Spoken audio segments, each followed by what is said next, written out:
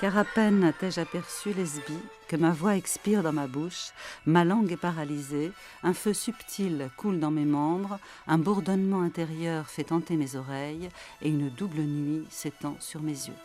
On croirait entendre du Dante ou du Ronsard, c'est Catulle, c'était en 67 avant Jésus-Christ. Catulle avait alors 20 ans, il était violemment épris de Claudia qu'il nomme ici Lesbie. Il est donc très épris de cette femme qui avait 30 ans à l'époque. C'était une jeune femme qui appartenait à la haute aristocratie romaine et sa famille avait toujours été garante de l'ordre moral. Alors si j'ai commencé cette émission par là, Jean-Noël Robert, c'est qu'en fin de compte, le lyrisme amoureux, c'est une révolution morale et que c'est bien l'un des éléments qui va marquer le changement des mentalités, l'évolution de la sensibilité romaine. Et on peut dire aussi que l'amour, on va en parler, et que c'est par là aussi que la femme s'émancipe et qu'elle va tenir une nouvelle place dans la société. Elle va demander autant au sens qu'à l'esprit, dites-vous. Il y a un code amoureux qui s'instaure et puis aussi, donc, l'amour libre va prendre le pas sur le mariage et la morale de la famille, au grand détriment, évidemment, de tous les moralistes. J'ai presque envie de vous dire quel scandale quand on écoute le texte de Catulle. Et effectivement, il a fait scandale à son époque quand on y pense, puisque pour la première fois, un poète osait révéler ses sentiments intimes. Voilà une chose qui était impensable quelques années auparavant. D'ailleurs, lui-même se range dans une école qu'il a intitulée les nouveaux poètes, les poetae novi, parce que ce sont des poètes qui s'inspirent de la poésie alexandrine. Les quelques vers que vous avez lus sont d'ailleurs directement traduits de Sappho. Mais néanmoins, la passion de Catulle pour Claudia est tout à fait réelle. Et évidemment, il y a là une forme de scandale, tout simplement parce qu'à Rome, l'amour, j'allais dire, non seulement ne se dit pas, mais j'oserais presque ajouter à l'époque de Catulle qu'il est encore tabou. C'est-à-dire que l'amour est une forme de passion, et les Romains, vous savez, se sont toujours un petit peu méfiés des passions. Qu'est-ce que la morale romaine ? C'est une morale du travail, une morale de l'énergie, une morale essentiellement virile. La fameuse vertu, la virtus, dans virtus, on a le mot vir. La virtus, c'est la qualité du vir, c'est-à-dire de l'homme, véritablement. Celui qui domine le foyer, qui est le maître à la maison, celui qui est un citoyen et qui fait donc de la politique, qui va voter, qui est donc le maître aussi dans la cité.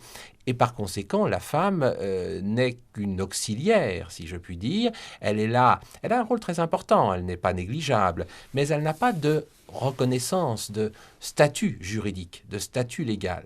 Elle est avant tout dépendante de son père. Ensuite, quand elle se marie, elle est dépendante de son mari. Elle n'est pas citoyenne, elle ne va pas voter, même si elle peut avoir de l'influence à la maison et faire entendre sa voix, n'est-ce pas ? Mais elle est très d'abord disciplinée, obéissante. Elle est celle qui va donner les enfants. Voilà. Qui va donner des citoyens, justement, des futurs citoyens pour défendre la patrie et pour mener la politique.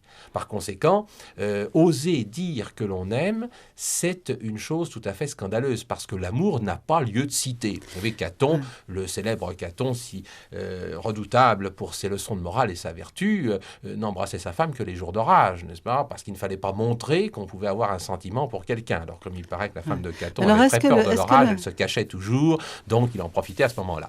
Est-ce que le mariage évolue, justement ? Parce qu'apparemment, les femmes se marient 3, 4, 5, 10 fois en 5 ans, puisque une femme peut divorcer comme elle veut, c'est-à-dire elle décide de divorcer, elle peut même ne pas prévenir le mari qu'elle veut divorcer. Également, c'est-à-dire que c'est très facile de divorcer à Rome pour la bonne raison que c'est très facile de se marier. Ce n'est pas un acte officiel, c'est un acte privé, effectivement, et familial.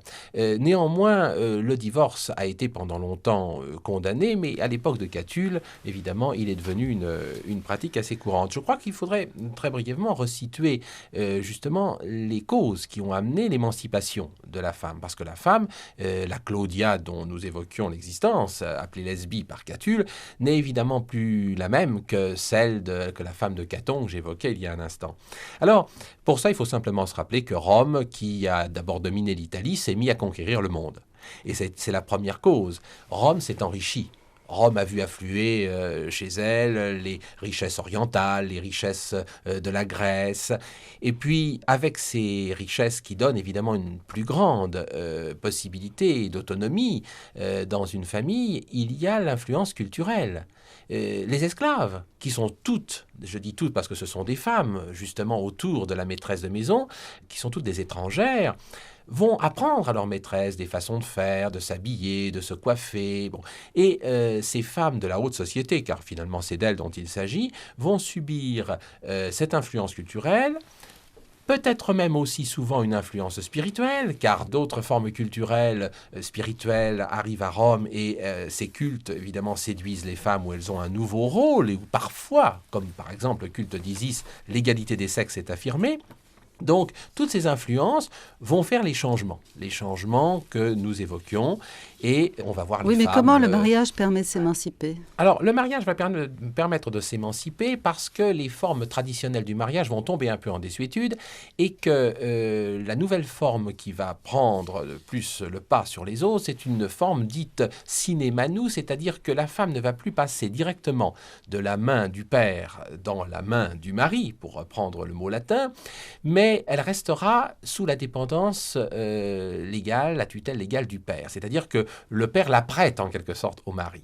Ce qui veut dire que la femme, tout en étant dépendante, va continuer à pouvoir bénéficier de sa fortune, de sa propre fortune, car elle n'est pas lésée dans les questions d'héritage. Ouais. Et si le père ne peut y suffire, il va nommer un intendant souvent bien complaisant, qui va gérer la fortune de la fille. Et alors évidemment, il va suffire qu'elle divorce, elle se retrouve à la tête de sa propre fortune, elle peut se remarier, elle peut en jouir comme elle veut. On va voir, chose qui était impensable à l'origine, des citoyens qui vont solliciter les grâces et le mariage d'une femme divorcée ou veuve qui est riche, évidemment, et donc ça donne un nouveau statut à la femme. Voilà, donc elle va avoir un nouveau statut et en même temps, elle va avoir envie, évidemment, de se mêler de l'art et puis peut-être même de la politique. Disons tout simplement qu'elle va vouloir séduire. Elle va vouloir séduire. Alors, dans ce nouveau statut, dans cette évolution des mœurs que j'évoquais tout à l'heure, il faut tout de suite dire qu'une des principales conséquences, c'est que la femme va vouloir se cultiver. Elle va avoir dans la bonne société la possibilité de découvrir évidemment le grec, d'apprendre les lettres, les arts, et pouvant gérer sa fortune, elle va jouir d'une certaine influence. Alors on va voir, ça ce sont les conseils d'Ovide, vous savez, Ovide dans l'art d'aimer qui explique aux femmes comment justement elles peuvent séduire. Elles s'entourent d'une véritable cour, elles séduisent déjà par leurs soins de beauté. Hein. Alors, je ne sais pas si vous souhaitez quelques recettes, mais enfin, elles sont bien connues, n'est-ce pas?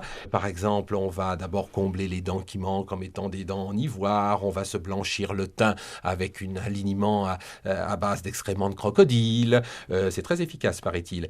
Seulement, le problème, c'est que ça fond au soleil et ça, c'est un petit peu ennuyeux. Alors, on peut aussi faire un liniment à base de craie. L'ennui, c'est que celui à base de craie fond avec la pluie. Alors, vous voyez, c'est une question de météorologie. Il faut bien choisir sa crème le matin, n'est-ce pas, avant de sortir. Ou bien alors, vous avez la poudre astringente aussi contre la respiration, les pommades pour l'épilation, le cataplasme dont nous parle encore Juvénal, n'est-ce pas, fait avec de la mie de pain qu'on se met sur la figure pour pouvoir avoir le teint clair, bien blanc le matin, et qui fait que la nuit, le pauvre mari, comme dit Juvénal, n'a plus en face de lui qu'un ulcère, au lieu d'avoir un être humain. Bon, tout cela est assez cocasse, mais correspond à une certaine réalité. Elle se mêle donc aussi de littérature. Et voilà ce qu'écrit Juvénal. Donc Juvénal, c'était au début du IIe siècle de notre ère. C'est cela, oui. Toujours du grec, comme s'il n'était pas bien plus honteux pour nos femmes d'ignorer le latin. Frayeur, colère, joie, souci, tous les secrets de leur cœur, c'est en grec qu'elles les exhalent. Bien mieux, c'est en grec qu'elles font l'amour. Passe encore pour les jeunes femmes. Mais toi, à la porte de qui frappe la 86e année, du grec encore ? Voilà. Évidemment, c'est des satires, enfin bon, on peut voir ce qu'il en est. Puis il ajoute un peu plus loin, « J'abhorre une femme qui ne manque jamais aux règles du langage, qui, férue d'érudition, me cite des vers que je ne connais pas et qui relève chez une amie ignorante des fautes auxquelles des hommes ne feraient pas attention.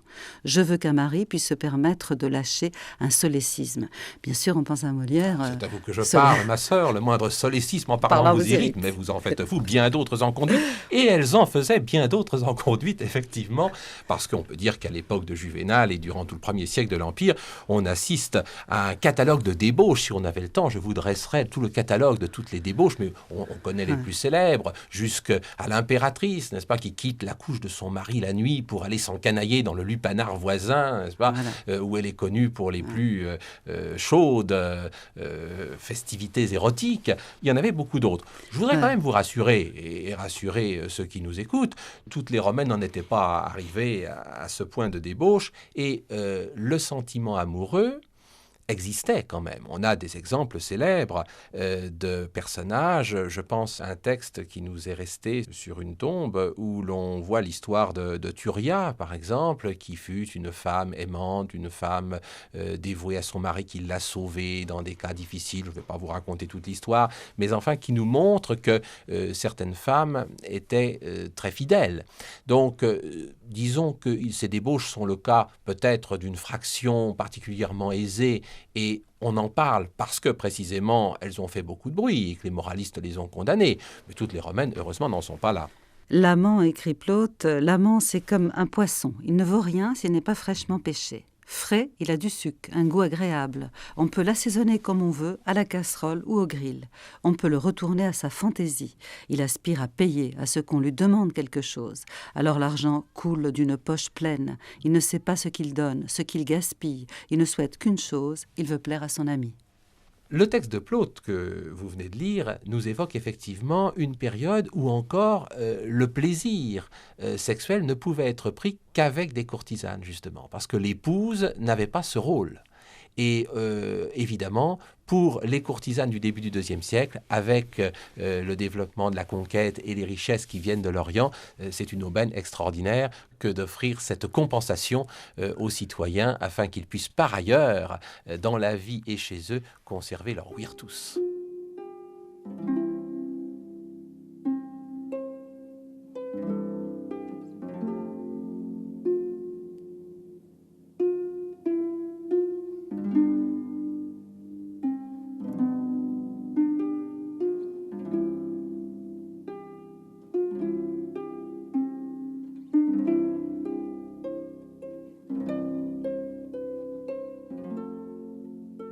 Jean-Noël Robert, ce qu'il faut dire aussi, c'est que la femme, l'émancipation de la femme, c'est un petit peu le symbole de l'évolution de la morale, que bien sûr Juvénal, dans ses satires, et certainement d'autres auteurs latins, se posent des questions, puisqu'il y a toujours une sorte de nostalgie d'un âge d'or idyllique où les Romains étaient frustes et sages et guerriers. Et voilà ce qu'écrit Juvénal. « Tu te demandes d'où viennent ces monstruosités, quelle peut en être la source ? Jadis, une humble fortune sauvegardait la chasteté de nos Romaines. Ce qui protégeait leur modeste maison des atteintes du vice, c'était le travail, la brièveté des sommeils, leurs mains durcies et gercées par la laine étrusque. Nous souffrons aujourd'hui des maux d'une longue paix. Plus funeste que les armes, la luxure s'est ruée sur nous et venge l'univers asservi.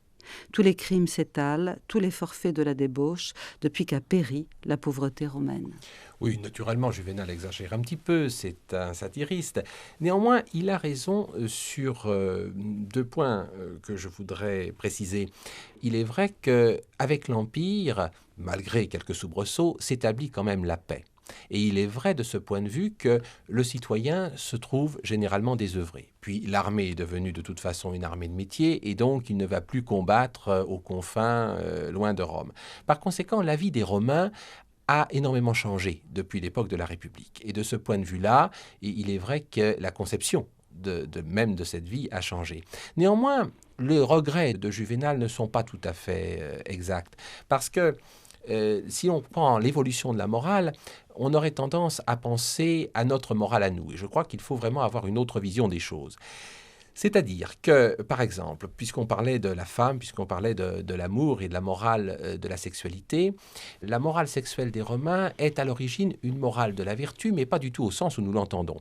Une morale qui refuse d'avoir des relations avec des êtres libres. C'est-à-dire qu'un citoyen romain peut avoir toutes les relations qu'il veut, bien sûr avec sa femme, mais non pas par amour, comme je l'ai dit au départ, l'amour était tabou, plus pour l'utilité et donner des descendants afin de prolonger son nom, son patrimoine et donner des citoyens en armes à la cité, mais aussi il peut faire l'amour comme il le veut avec des esclaves, filles, garçons, peu importe. On parle quelquefois de l'homosexualité des Romains, c'est un mot qui est totalement déplacé. La bisexualité est une chose naturelle à Rome et ne pose aucun problème pendant tout le temps de la République et même encore pendant une partie de l'Empire. Ça, c'est très très important. Seulement, ce qui intervient pour aller très vite, c'est que le sentiment amoureux, on en parlait avec Catulle, se développe et va naître. Et à partir de ce moment-là, on va voir d'une part certaines débauches, on les a évoquées, et d'autre part un rééquilibrage progressif du couple, la naissance du couple qui va se produire sous l'Empire, notamment à partir du IIe siècle, sous influence stoïcienne par exemple et d'autres aussi, et l'amour conjugal donc qui va se développer. C'est-à-dire qu'une harmonie va exister entre l'homme et la femme et va se mettre en place une autre morale sexuelle de laquelle effectivement l'homosexualité, tout ce qui pouvait être dangereux de notre point de vue auparavant va disparaître. Et à partir de ce moment-là, cette nouvelle forme morale va donner naissance à quelque chose qui sera repris par les chrétiens à la suite. Notre morale dite chrétienne n'est pas une morale fondée par les chrétiens, c'est une morale fondée par Rome au IIe siècle. Et elle est le produit d'une longue évolution. Et l'autre aspect de cette évolution qu'il faut bien signaler, c'est l'évolution des citoyens. Alors ça, c'est très important. Le citoyen, on l'a évoqué tout à l'heure, sous la République, il va voter, il participe, c'est un mâle, c'est un viril, c'est quelqu'un qui a de la virtus. Bon. Sous l'Empire, qu'est-ce que l'Empire? Un régime monarchique, une monarchie absolue. L'empereur décide, le citoyen ne fait plus rien, il est oisif, il est un sujet.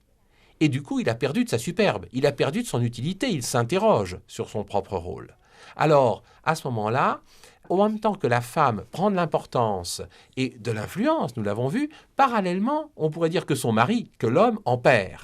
Et il y a une sorte de rééquilibrage, là, l'homme et la femme vont se retrouver à un moment donné. C'est quand même relatif. C'est relatif, mais il y a une beaucoup plus grande égalité. J'en veux quand même pour preuve les textes des juristes. Les juristes parlent sous l'Empire de la communauté de vie, de l'affection, du devoir que le couple a envers les enfants, l'éducation des enfants. C'est quelque chose de très très nouveau qui n'existait pas avant. Donc la morale romaine, elle a terriblement évolué en quelques siècles. Alors pour en revenir aux relations homosexuelles, il y avait aussi des règles du temps des Romains, c'est-à-dire qu'on ne pouvait pas être passif, un citoyen ne pouvait pas être passif dans une relation homosexuelle. Or, sous l'Empire, apparemment, ça se passe autrement. C'est-à-dire, il y avait un c'est en quoi il y a débauche, précisément. C'est que l'homosexualité n'est pas du tout brimée par la loi et tout à fait possible à partir du moment où, premièrement, il ne s'agit que des esclaves ou des gens qui ne sont pas libres, et deuxièmement, à partir du moment où le mâle reste toujours, le maître, le citoyen reste toujours actif. Ouais. S'il se laisse aller au plaisir et qu'il veut être passif, à partir de ce moment-là, il perd sa qualité de ouïr, d'homme, de citoyen, et il est évident qu'il a droit aux satires de Juvénal et des autres. Alors, Général Robert, il faut aussi qu'on parle des autres plaisirs, car évidemment, il y avait cette sexualité débordante qui existe un peu partout, où on s'encanaillait, les jeunes avaient le droit aussi de faire des pires folies pendant la nuit, agresser les braves gens qui passaient par là. Peut-être pas, mais ils le prenaient depuis fort longtemps. Il y avait une grande licence pour les adolescents. Mais on peut voir dans un livre que vous avez écrit qui s'appelle « Les plaisirs à Rome », publié à la petite bibliothèque Payot, que ces plaisirs étaient nombreux et qu'il y avait en gros deux pôles. C'est-à-dire qu'il y avait d'abord la notion du plaisir en lui-même, que les Romains appelaient osium, qui veut dire aussi paresse. L'oisiveté, la façon de concevoir justement son loisir autrement. Puisque tout est là pour se donner un spectacle, faire du spectacle et se donner un spectacle. Effectivement. Alors, je ne sais pas, on pourrait peut-être évoquer, par exemple, la grande occupation du Romain, finalement, les thermes. Ces termes que tout le monde connaît n'existent à Rome que depuis l'Empire. Avant, il y avait des établissements de bain, il n'y avait pas des thermes. Si vous me demandez la définition des thermes, j'ai envie de vous dire, c'est un grand complexe culturel. C'est un genre de parc Astérix, n'est-ce pas, dans lequel j'exagère un petit peu, dans lequel se rendent tous les jours, en moyenne 2 heures par jour, les citoyens romains de toutes conditions. En attendant l'heure du dîner. Oui, et c'est un véritable palais. C'est le palais du pauvre, c'est la villa du pauvre, comme du riche d'ailleurs. Il faut imaginer ces grandes étendues, ces terrains de sport, bibliothèques, salons pour se rencontrer, mais aussi évidemment tout ce qu'il faut pour le bain, salle chaude, salle tiède, grande piscine. Les termes de Dioclétien à Rome pouvaient contenir, ou ceux de Caracalla, 1500 baigneurs à la fois. C'est quelque chose d'énorme. Hommes et femmes pendant 2 siècles, en tout cas jusqu'au deuxième siècle voilà, de notre jusqu'à ce ère. que sous Adrien, on les sépare, parce que c'était le lieu évidemment d'un érotisme très chaud, n'est-ce pas, la morale au IIe siècle, j'en évoquais l'évolution tout à l'heure, a revu cette communauté des... Puis il y avait les spectacles, puisque l'empereur se devait, de même que les hommes riches se devaient de donner des spectacles au peuple, les spectacles qui avaient lieu tous les jours. Alors il y avait les spectacles qui avaient lieu, pas tous les jours, ce sont des fêtes religieuses en fait, mais lors des fêtes religieuses, mais sous l'Empire, on arrive à avoir finalement grosso modo la moitié de l'année qui est consacrée à des jeux et à des spectacles. Alors, pour évoquer ces spectacles, moi je voudrais simplement dire une chose sur celui qui fait généralement le plus bondir nos contemporains, ce sont les gladiateurs, n'est-ce pas? On les traite de barbares parce que ces Romains aiment le sang, etc. Du point de vue d'un Romain, il n'en va pas du tout ainsi. Les Romains considéraient généralement que les gladiateurs étaient justement ceux qui étaient les plus positifs par rapport au théâtre, par rapport au cirque. J'en veux Cicéron pour preuve, j'en veux Pline le Jeune, qui ne sont pas du tout des plaisantins et qui sont des gens reconnus pour leur valeur morale et qui disent que les spectacles gladiateurs sont précisément un modèle pour les citoyens, un modèle de courage, un modèle de vertu. Et c'est là où on peut comprendre la mentalité romaine. Comment un Romain voit-il ces combats de gladiateurs? Que représente un gladiateur? Nous avons dit tout à l'heure que le citoyen, il a perdu tout pouvoir politique. Il est oisif, il est désœuvré sous l'Empire. Il est donc là, assis sur les gradins. Il regarde des étrangers, des esclaves qui sont en train de se combattre jusqu'à la mort. Mais ces hommes qui combattent jusqu'à la mort, presque par instinct de survie, font une forme d'auto-sacrifice. Ils combattent d'un seul coup comme s'ils devaient sauver leur vie. Et on a un peu l'impression que le courage qu'ils déploient leur rend leur dignité d'homme. C'est-à-dire que le Romain vit ce combat un peu par procuration.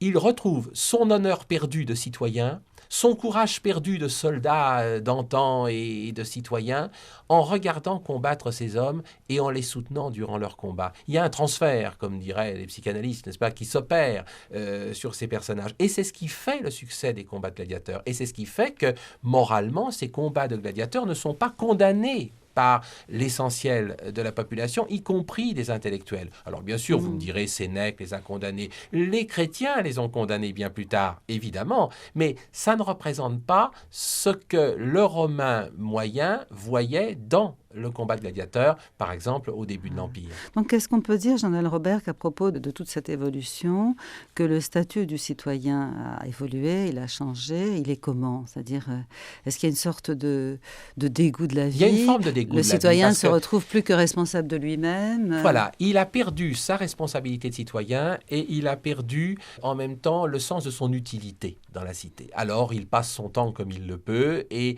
c'est évidemment en plaisir essentiellement qu'il le passe. Et il faut lutter contre ce dégoût de la vie, ce fameux taedium vitae qui pourrait le gagner. Les plaisirs sont là pour ça. Vous connaissez la célèbre formule de Juvénal, panem et circenses, du pain et des jeux. C'est finalement une formule très lapidaire, mais qui résume bien ce qu'il reste aux citoyens. Il souhaite être nourri et puis il souhaite qu'on le distrait pour qu'il ne puisse pas s'apercevoir justement qu'il ne sert plus véritablement à rien dans cette énorme machine. Et pourtant, il y avait tout de même des philosophes, on parle des épicuriens, des stoïciens, sans entrer évidemment dans leur doctrine. Est-ce qu'ils avaient une influence et laquelle? Bien entendu, mais pas sur le petit peuple. Ouais. Mais pas sur le petit peuple. Non, mais les citoyens, les hommes libres se posaient des questions. Oui, les intellectuels, bien sûr. Et il y avait... les stoïciens, par exemple, sûr, ont eu une influence. Sénèque, mais les stoïciens ont eu une influence. Et ils ont joué un grand rôle, justement, dans l'évolution de la morale dont nous parlions tout à l'heure. Mais il faudrait placer à côté de ces philosophes aussi pour le peuple, plus généralement, l'influence spirituelle. Et celle-là, elle est très très importante, car elle est multiple. Et justement, si on se tourne vers ces formes de croyances nouvelles ou étrangères, c'est parce que à Rome, et dans la religion romaine, et dans la société politique romaine, on ne trouve plus des raisons de vivre et des raisons d'espérer. Et aussi parce que les Romains n'avaient pas, on y reviendra demain, n'avaient pas ce qu'on plus tard on a appelé la foi, et n'avaient pas une grande croyance dans ces dieux qui pourtant faisaient partie de leur quotidien. Ils les honoraient, les dieux. Oui, mais Ils la avaient des religion dieux un romaine peu n'est pas une particuliers. question de foi. La religion romaine ne se définit pas par rapport à la foi. Les dieux des Romains sont des protecteurs et, j'allais dire, des sauvegardes, des garde-fous. Ils encadrent chacun. Chacun s'adresse à tel ou tel dieu pour accomplir telle ou telle action. Il y voit l'autorisation de le faire, mais ça ne concerne pas l'avenir, ça ne concerne pas l'interrogation sur, par exemple, qu'est-ce qui se passe après la mort. Qu'est-ce qui se passera dans l'avenir? Et d'une certaine façon, ces dieux-là ne peuvent plus répondre aux interrogations des citoyens de l'Empire.